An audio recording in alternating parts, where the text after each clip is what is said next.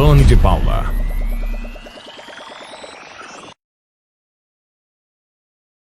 Otoni não para. Otoni de Paula.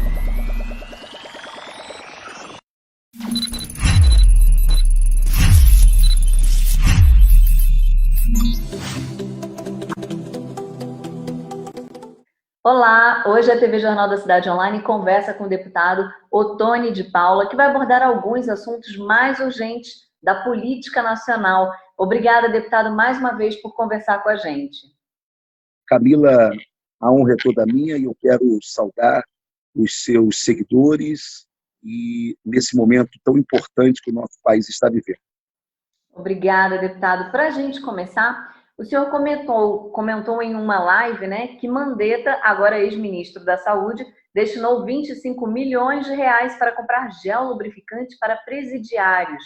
É para isso que serve o dinheiro público, deputado? O senhor acha que pode ter mais jabutis aí nessa compra? Bem, ao longo desses meses, nós vimos um outro Mandetta se revelando para a sociedade brasileira. Sabe, Camila, eu acho que o presidente Bolsonaro, muitas pessoas julgam o presidente como intempestivo, alguma coisa assim, mas é impressionante como que o presidente Bolsonaro ele é estrategista, né? E como que ele monta na cabeça dele um plano de guerra e que no final dá certo. Eu não sei se você lembra, quando ele fez aquele penúltimo pronunciamento dele, que todo mundo achou, pronto, agora acabou o Bolsonaro. Eu estive com ele e ele até me confidenciou lá na sala dele de que quando ele acabou de fazer aquela declaração, não é, ele recebeu vários ministros que entraram lá no gabinete e aí disseram: rapaz, você é maluco, você é doido, vão te impeachment agora. E aí ele disse: olha, durante 24 horas eu tomei tudo quanto é pancada, depois de 24 horas acalmou e com 48 horas depois estava todo mundo entendendo o que eu estava falando, de que nós não podemos quebrar o Brasil economicamente por conta deste vírus que aí está. E ele fez a mesma coisa estrategicamente, de expor o adversário, de expor o inimigo, com muita cirurgia, não é? Se ele tira o Mandetta naquele momento em que nós achávamos que ele tinha que tirar, as coisas sobre o Mandetta não iam se revelar. Sempre foi alguém ligado ao Maia, ligado ao Alcolumbre, ligado ao Caiado, e que estava ali a serviço deles. Não é? Só para você ter uma ideia, minha amiga Camila, Mandetta chegava a dar diretrizes dentro do Ministério da Saúde, no meio desta pandemia, que não passava pelo Planalto. Ele sequer conversava com o presidente da República. Bolsonaro chegou a me dizer que muitas vezes ele ficava sabendo pela imprensa o que o Mandetta fazia, né? Então, quando ele viu que a casa dele estava caindo, então ele realmente foi para esse confronto final. Eu só queria, sem me estender muito sobre essa questão aí do Mandetta, sobre essa compra desse gel de 25 milhões que ele comprou para o sistema penitenciário, para homem fazer sexo anal com outro homem. Bem, isso aí foi em 2019, e o pior é que a compra pode ter sido repetida esse ano, não é? E agora o governo já está fazendo já esse levantamento.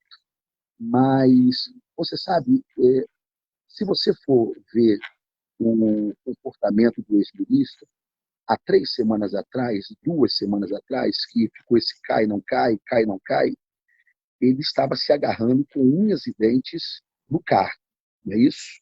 Ele queria ficar no carro. Depois,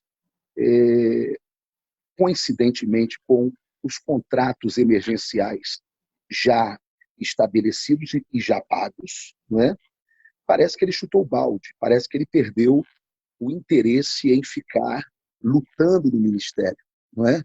Tanto que, talvez, alguns dias depois dos grandes contratos emergenciais terem sido efetivados, ele vai na Globo e dá aquela entrevista ridícula, dizendo que o cidadão não sabe quem ele vai ouvir, se é o ministro ou se é o presidente da República.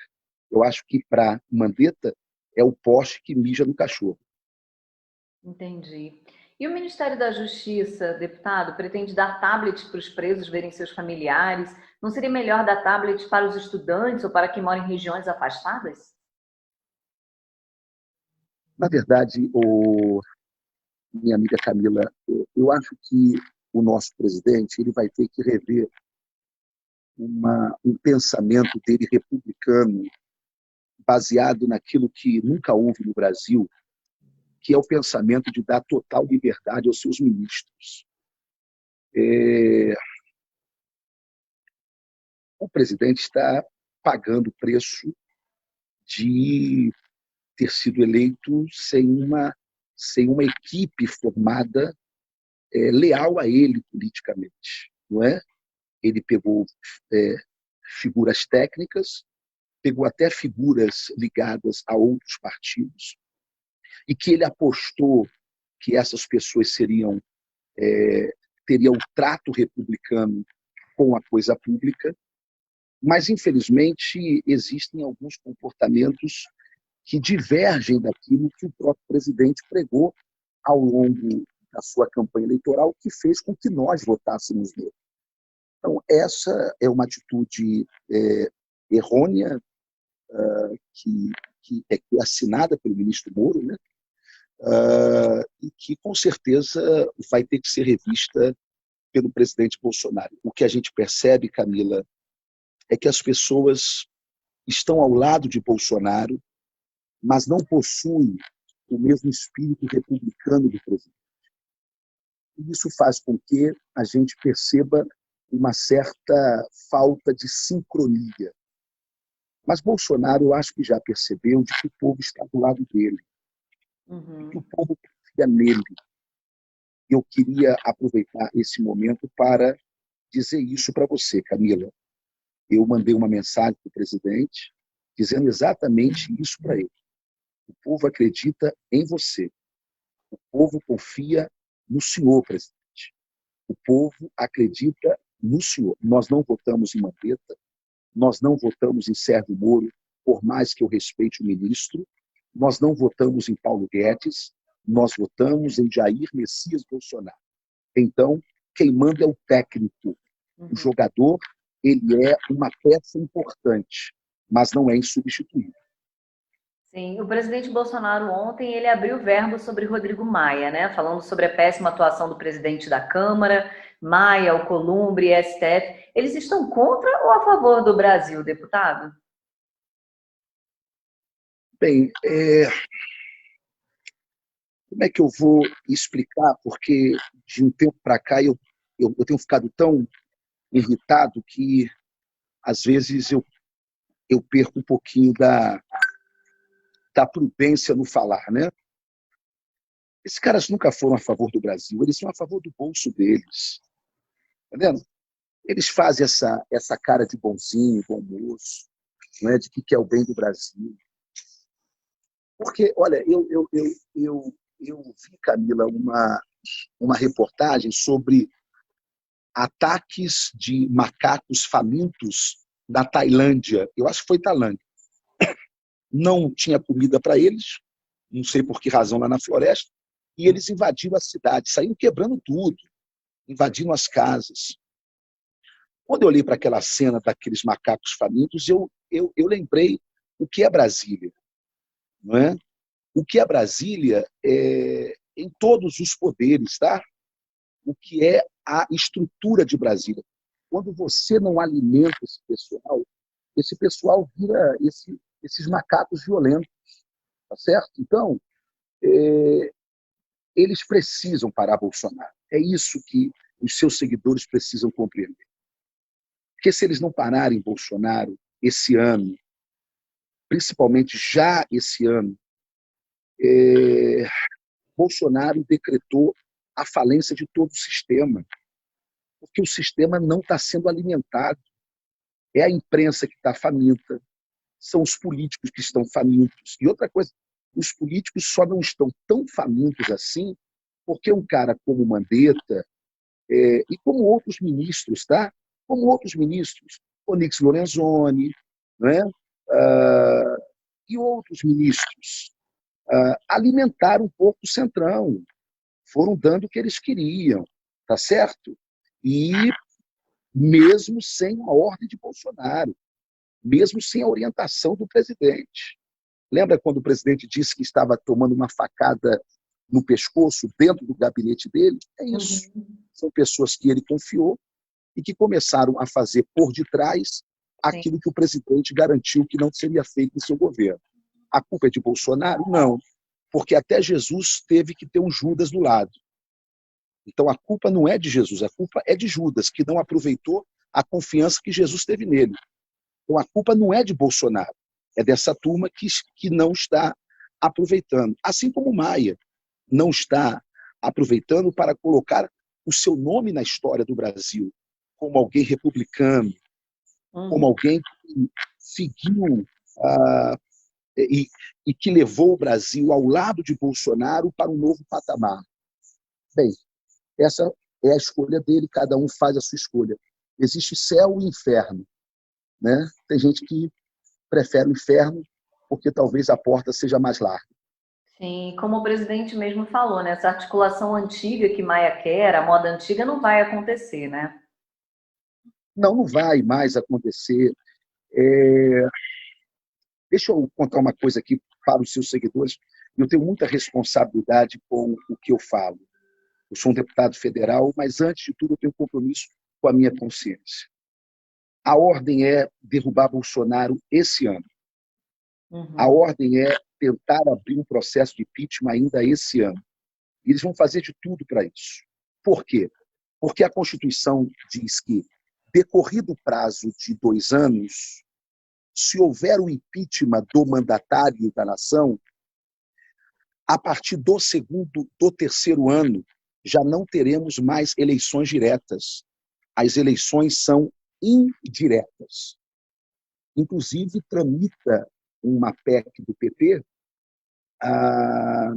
dizendo que, se houver a queda do mandatário por um processo de impeachment, também o vice não pode assumir.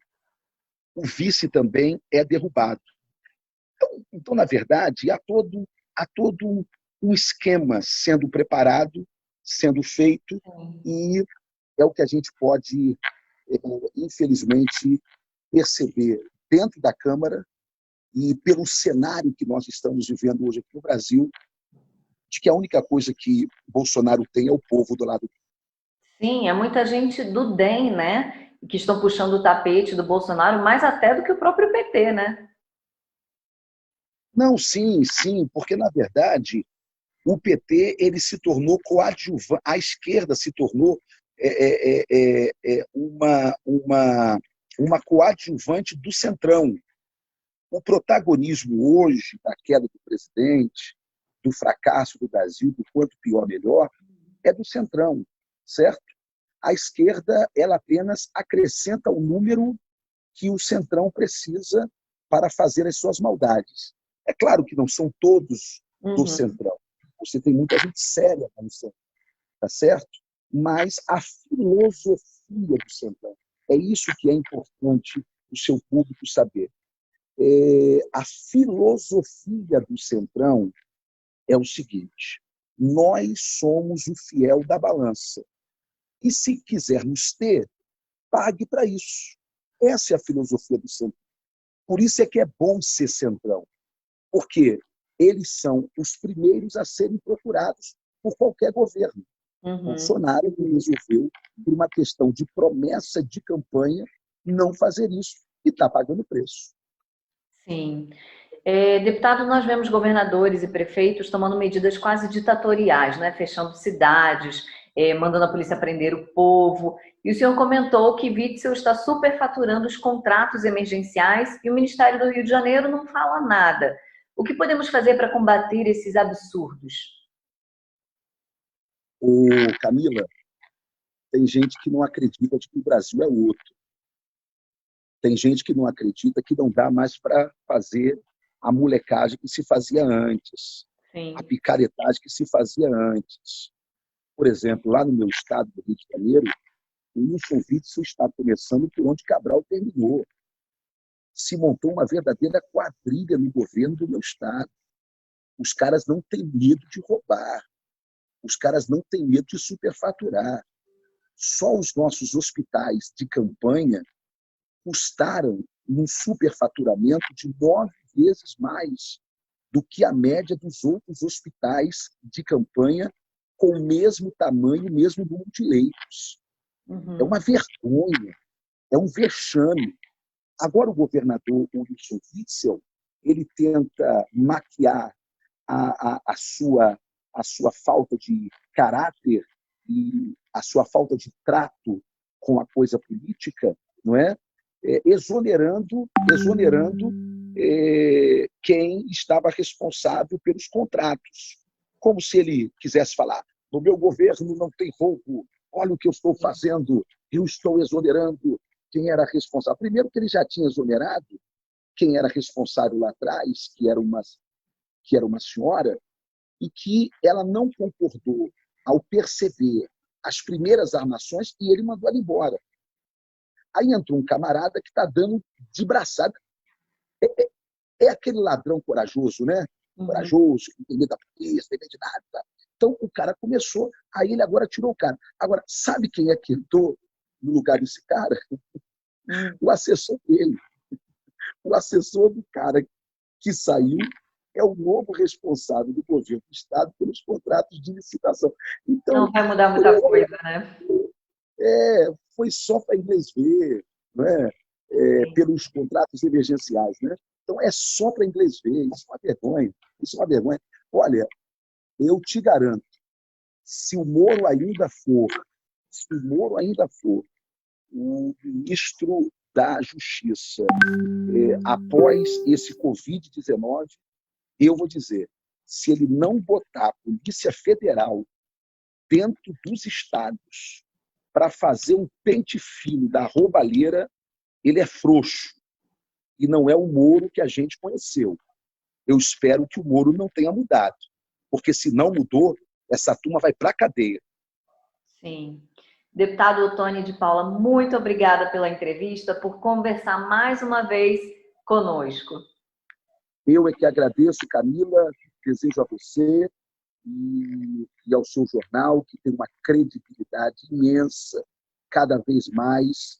Desejo todo o sucesso do mundo e que Papai do Céu continue abençoando o nosso país e abençoando também esse cara do bem, que é o nosso presidente. Um grande abraço, Deus abençoe.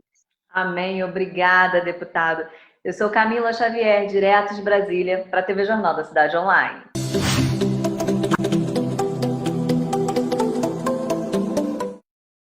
Ottoni de Paula. Ottoni não para.